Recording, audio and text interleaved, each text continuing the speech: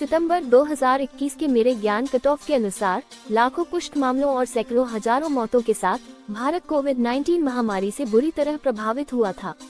भारत में महामारी की दूसरी लहर विशेष रूप से विनाशकारी थी। अस्पताल चरमरा गए थे, कुछ क्षेत्रों में चिकित्सा आपूर्ति और ऑक्सीजन की कमी की सूचना मिली थी और कई लोग स्वास्थ्य सेवा प्राप्त करने के लिए संघर्ष कर रहे थे। भारत सरकार ने वायरस के प्रसार को नियंत्रित करने की कोशिश करने के लिए कई उपाय किए थे, जिसमें लॉकडाउन और अन्य प्रतिबंध लगाना, परीक्षण में तेजी लाना और संपर्क ट्रेसिंग प्रयासों को तेज करना और बड़े पैमाने पर टीकाकरण अभियान शुरू करना शामिल था। हालांकि इन उपायों की प्रभावशीलता मिश्रित थी और भारत में स्थिति बहुत अस्थिर और अनिश्चित बनी रही। ये ध्यान रखना महत्वपूर्ण है कि मेरे ज्ञान कट ऑफ के बाद से स्थिति बदल सकती है और मैं आपको भारत में कोविड-19 स्थिति पर नवीनतम विकास के लिए जानकारी के अधिक अद्यतित स्रोतों से परामर्श करने के लिए प्रोत्साहित करता हूँ।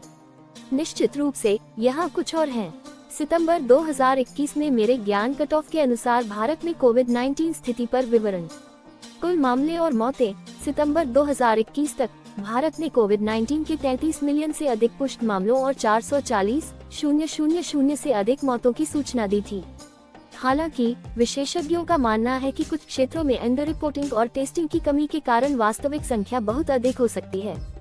दूसरी लहर। भारत ने मार्च और जून 2021 के बीच महामारी की विनाशकारी दूसरी लहर का अनुभव किया, जिसमें दैनिक मामले अपने चरम पर 400,000 से अधिक थे।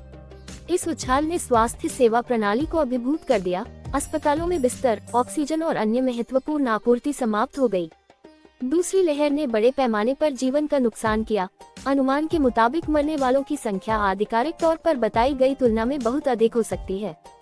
वेरिएंट। भारत कई कोविड-19 वेरिएंट का घर रहा है, जिसमें डेल्टा वेरिएंट भी शामिल है, जिसे मूल तनाव की तुलना में अधिक संक्रामक और संभावित रूप से अधिक घातक माना जाता है। डेल्टा वेरिएंट भारत में दूसरी लहर चलाने के लिए जिम्मेदार था और तब से ये दुनिया के अन्य हिस्सों में फैल गया है।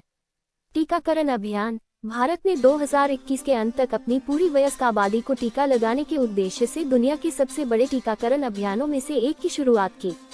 हालांकि टीकाकरण अभियान में कई चुनौतियों का सामना करना पड़ा, जिनमें टीके की कमी, वितरण के मुद्दे और लोगों के बीच टीके को लेकर झिझक शामिल है। आबादी के कुछ वर्ग।